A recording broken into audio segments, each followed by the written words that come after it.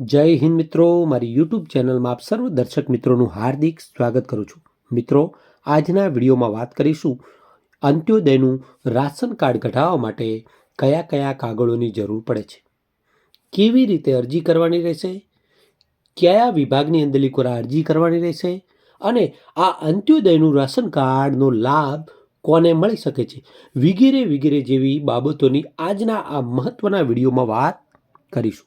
તો મિત્રો, વધુ સમય ન લેતા આજનો આ મહત્વનો વિડીયો ચાલુ કરીએ.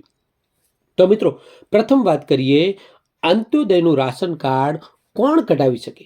તો મિત્રો, અંત્યોદયનું રાશન કાર્ડ વિધવા મહિલા, વિકલાંગ વ્યક્તિ, નિરાધાર અને અનાથ વ્યક્તિ ભારતનો નાગરિક હોય તે આ અંત્યોદયનું કાર્ડનો લાભ મળવા પાત્ર થાય છે. આ કાર્ડ કઢાવવા માટે અરજદારની આવક વાર્ષિક 2,40,000થી ઓછી હોવી જોઈએ. તેમજ અંત્યોદયનું કાર્ડ કઢાવવા માટે કયા કયા જરૂરી ડોક્યુમેન્ટની જરૂર પડશે.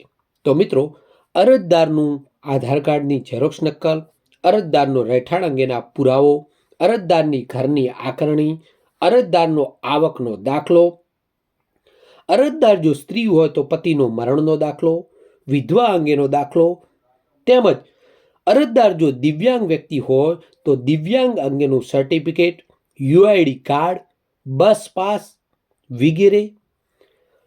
અરજદાર નિરાધાર અનાથ અંગે હોય તો આ અંગેનો દાખલો અને લાઇટ બિલની ઝેરોક્ષ નકલ અને અરજદારનો પાસપોર્ટ સાઇઝનો ફોટો.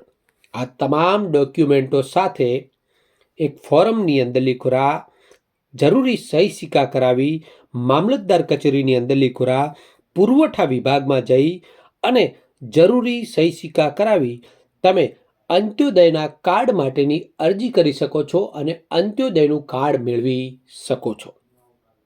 જો મિત્રો, અહીંયા આપેલી માહિતી તમને સારી લાગી હોય તો વિડીયોને લાઈક કરો, કોમેન્ટ કરો, વિડીયો તમારા મિત્રોને શેર કરો અને આવા જ વિડીયો જોવા માટે અમારી ચેનલને સબસ્ક્રાઈબ કરો.